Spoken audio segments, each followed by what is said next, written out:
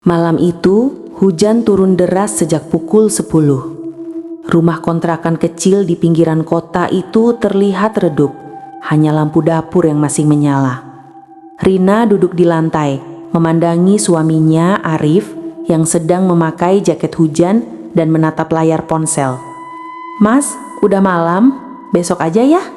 Sekali ini aja Rin, dapat order deket, cuma 15 menit. Dari mana?" "Jalan Sukajaya Lama." Rina terdiam. Nama jalan itu tidak asing.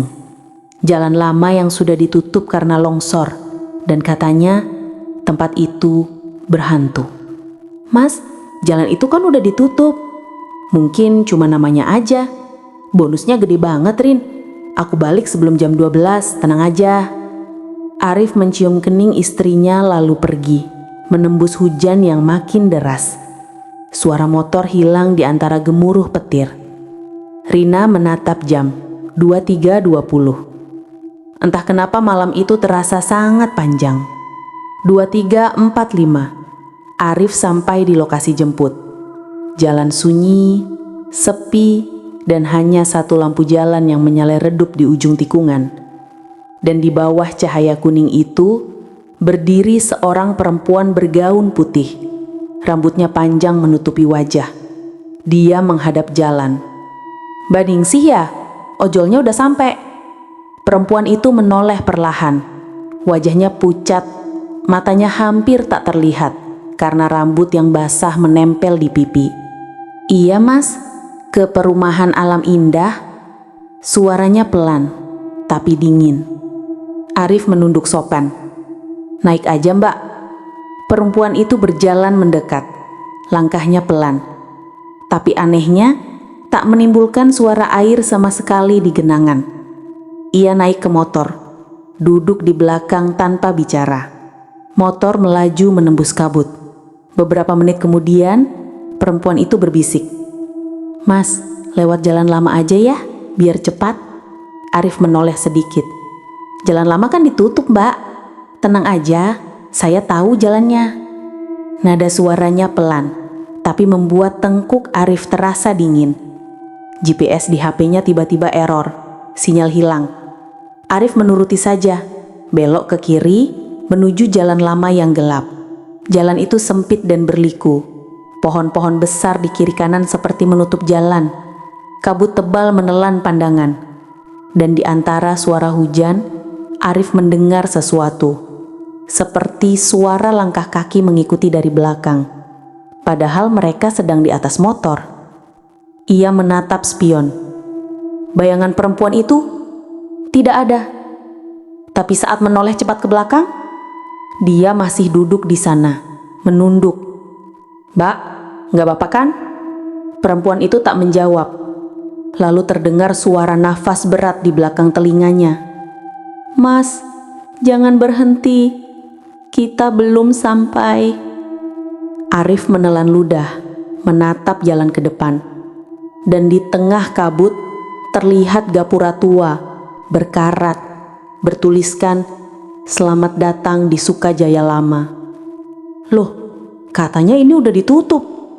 Motor tiba-tiba oleng, lampu mati, mesin mati. Arif turun, mencoba menyalakan ulang. Mbak Ningsih." Tak ada jawaban. Kursi belakang kosong.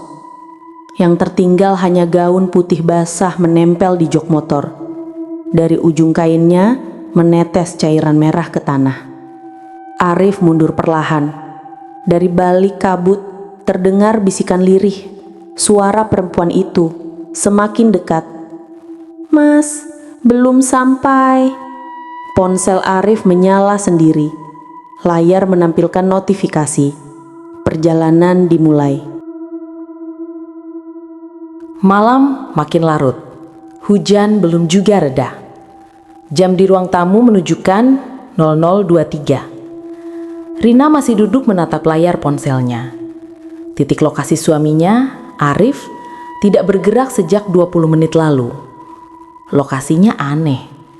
Tulisan di peta menunjukkan Jalan Sukajaya Lama, RT 04, RW 02. Padahal jalan itu sudah dihapus dari peta sejak 3 tahun lalu. Rina mencoba menelpon Arif. Tak tersambung. Lalu ia kirim pesan suara. "Mas, kamu di mana? Hujan makin deras. Jangan lama-lama di luar." Belum sempat menutup ponsel, terdengar notifikasi suara masuk. Suaranya lirih, tapi bukan suara Arif. "Tenang aja, Mbak. Bentar lagi Mas Arif nyampe." Rina langsung berdiri. "Halo, ini siapa? Mas Arif di mana?" Tak ada jawaban, hanya suara hujan dan dengung aneh di speaker. Setelah itu, panggilan terputus sendiri. Di sisi lain, Arif terbangun dengan kepala pusing. Motor tergeletak di tanah berlumpur, lampu masih menyala redup. Ia menatap sekeliling, kabut tebal, jalan kosong, dan suara jangkrik samar. Tak ada sinyal, tapi anehnya, ponselnya masih menentukan rute perjalanan aktif. Arah panahnya terus berputar, seolah ia sedang bergerak dalam lingkaran. Ini kemana sih tadi? Arif berdiri, menatap sekeliling. Di kejauhan, tampak rumah-rumah tua berjejer, seperti kampung lama yang ditinggalkan. Lampu 1-2 masih menyala samar, tapi tak ada tanda-tanda kehidupan. Ia berjalan pelan ke satu rumah yang pintunya terbuka. "Permisi, ada orang?" Tak ada jawaban, hanya suara tetes air dari genting bocor. Di ruang tamu rumah itu, ada sebuah foto tua di dinding. Seorang perempuan bergaun putih berdiri di depan gapura bertuliskan Sukajaya Lama. Rambutnya panjang, wajahnya kabur karena retak di foto. Dan di pojok kanan bawah, Arif melihat sesuatu yang membuat darahnya dingin. Foto itu berdebu, tapi di binghainya tertulis Ningsih 1987. Mbak Ningsih. Dari arah dapur terdengar suara langkah perlahan. Tok, tok, tok. Arif menahan nafas. Siluet perempuan muncul dari balik pintu. Gaun putih basah, wajah menunduk. "Mas, udah nyampe kan?" Arif mundur. "Mbak, saya cuma ngantar." "Saya udah nyampe rumah, tapi Mas belum pamit." Perempuan itu mendekat. Wajahnya mulai terlihat pucat dengan mata hitam kosong. Tangannya terulur, dingin menempel di pipi Arif. "Sekarang Mas ikut saya pulang." Sementara itu, di rumah, Rina panik. Ia nekat keluar rumah mengenakan jaket dan helm Arif cadangan. Ia menyalakan motor dan mengikuti titik GPS terakhir. Setelah menempuh 20 menit perjalanan, hujan berhenti tiba-tiba. Udara menjadi sangat dingin. Dan di depan matanya, berdiri gapura tua dengan papan berkarat. "Selamat datang di Sukajaya Lama." Astagfirullah, bukannya ini jalan yang udah ditutup? Ia turun, memeriksa kapan yang hampir roboh. Di tanah di bawahnya, terlihat jejak ban motor yang masih baru, menuju ke dalam jalan gelap berkabut. Rina menelan ludah, lalu menyalakan senter dari ponselnya. "Mas, kamu di dalam situ ya?" Dari dalam kabut, terdengar suara motor, pelan, semakin mendekat. Kabut perlahan menghilang. Rina terbangun dengan tubuh dingin dan pakaian basah kuyup. Ia masih di tepi jalan Sukajaya Lama, tapi sekarang sudah pagi. Di sekelilingnya tak ada siapapun. Gapura yang semalam ia lihat kini tidak ada. Yang tersisa hanya tanah kosong dan semak liar. "Aku semalam ke sini? Beneran kan? Ia melihat ke bawah. Motor Arif tergeletak, kunci masih menempel. Dan di jok belakang ada gaun putih basah terlipat rapi. Rina gemetar. Ia memegang ponsel Arif yang ditemukan di tanah, masih dalam keadaan menyala. Layar menunjukkan aplikasi ojol dengan notifikasi yang sama seperti malam sebelumnya. Perjalanan sedang berlangsung. Namun kali ini peta rutenya bergerak sendiri, menampilkan arah menuju rumah mereka. Rumahku? Rina menyalakan motor dan mengikuti titik tersebut, berharap Arif sudah lebih dulu pulang. Sementara itu, di rumah mereka, tetangga mulai heboh. Pak RT datang mengetuk pintu, karena sejak subuh lampu rumah Rina menyala terus, dan ada suara motor menyala di dalam garasi. Saat mereka buka pintu garasi, motor Arif memang ada di sana. Mesinnya bersih panas. Tapi tidak ada siapapun di sana. Rina tiba di rumah sekitar jam 9 pagi. Begitu masuk, ia terkejut. Motor Arif sudah ada. Ia menatapnya lama. Tadi aku bawa motor ini ke sini. Tapi kenapa sekarang ada 2? Rina memeriksa garasi. Motor yang ia bawa, plat nomornya sama persis. Namun satu di antaranya tak punya bayangan. Lampu senter ponsel Rina menyinari ke arah spion. Dan di pantulan kaca, Rina melihat seseorang duduk di belakangnya. Perempuan bergaun putih. Rina menjerit dan menjatuhkan ponsel. Ia berlari masuk rumah, menutup pintu. Tapi dari luar terdengar suara lembut. Mas Arif udah pamit. Sekarang giliran kamu, Mbak. Rina bersembunyi di kamar, sambil menatap ponsel Arif yang kini bergetar sendiri. Layar menyala, muncul panggilan masuk. Nomor tak dikenal. +62 812 987 88888888. Halo Arif, ini kamu? Suara di sebelah terdengar serak seperti dari jauh. Rin, jangan keluar rumah. Rina langsung berdiri. Mas Arif, kamu di mana? Aku nyari kamu semalam. Dia di sana, Rin. Jangan lihat ke belakang. Napas Rina terhenti. Suara pintu di belakangnya berderit perlahan terbuka sendiri. Ia tak berani menoleh. Mas, itu siapa? Itu penumpang terakhirku. Dia belum selesai perjalanannya. Tiba-tiba suara Arif terputus, dan di layar muncul tulisan nomor ini sudah tidak aktif. Rina menatap layar kosong itu sambil menangis. Lalu tiba-tiba ponsel memutar video otomatis. Rekaman dari dashcam motor Arif. Dalam video itu, terlihat Arif sedang mengendarai motor malam-malam, lalu menoleh ke kamera sambil tersenyum. Rin, bentar lagi aku pulang. Tapi di belakang Arif, tampak bayangan perempuan bergaun putih memeluk pinggangnya.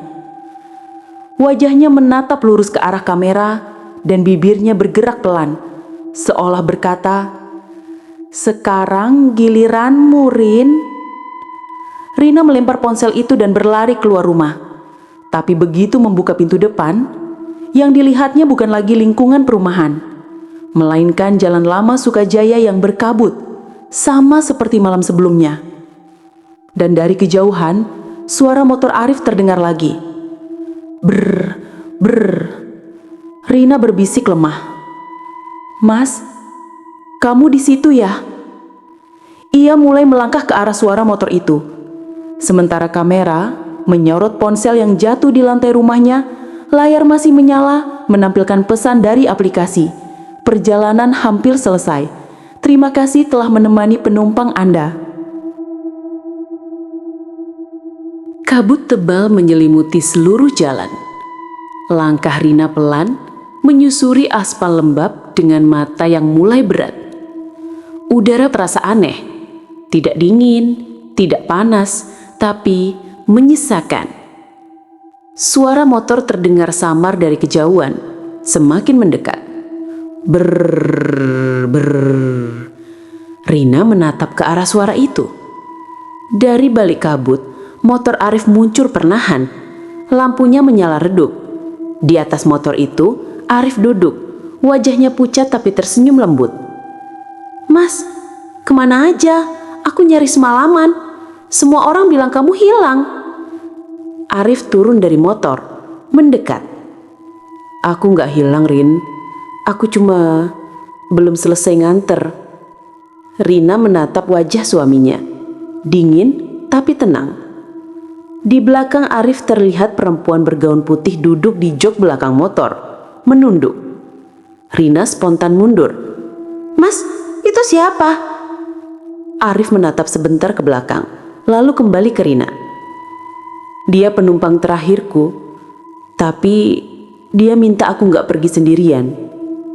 "Maksudnya?" "Dia mau kita berdua yang nganter." Langit mendadak berubah gelap. Kabut menebal dan dari kejauhan terdengar suara motor lain. Puluhan bergema di seluruh arah. Rina menutup telinga, tapi suara itu makin keras seperti ratusan mesin hidup bersamaan.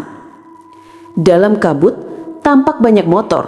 Semua dikendarai orang memakai jaket ojol, tapi wajah mereka kosong, pucat, dan tanpa mata. Mereka semua melaju pelan mengelilingi Rina. Salah satu di antara mereka berhenti tepat di depan. Di helmnya tertulis nama Ningsih 91. Rina berusaha berlari, tapi langkahnya berat seperti tenggelam dalam lumpur. Arif mendekat, memegang tangannya. "Udah, Rin, capek kan? Sekarang biar aku yang nyetir. Kamu duduk di belakang ya." Rina berontak, menangis. "Mas, bukan Arif. Arif udah mati." Arif tersenyum tipis. "Iya, tapi aku gak mau pergi tanpa kamu." Ia menyalakan motor. Mesinnya meraung keras, seperti menjerit. Rina jatuh terduduk, menutup telinga. Semua suara motor berhenti bersamaan. Lalu, perempuan bergaun putih turun dari motor Arif, berjalan mendekati Rina. Matanya kosong, kulitnya pucat keabu-abuan. Ia berlutut, memegang pipi Rina dengan tangan dingin. "Mas Arif udah selesai nganter aku. Sekarang gantian kamu yang nganter dia pulang." Rina menatap perempuan itu ketakutan. Kemana?" Perempuan itu tersenyum lemah. "Ke tempat yang sama kayak aku." Tiba-tiba, semua motor menyala bersamaan. Cahaya lampu mereka menyorot ke satu arah. Jalan panjang lurus tanpa ujung. Kabut di ujung jalan itu berputar seperti pusaran air. Arif duduk di motor melambai pada Rina. "Ayo Rin, udah waktunya pulang." Rina gemetar, perlahan berdiri. Air matanya mengalir. Ia berjalan mendekat lalu duduk di belakang Arif, memeluknya erat.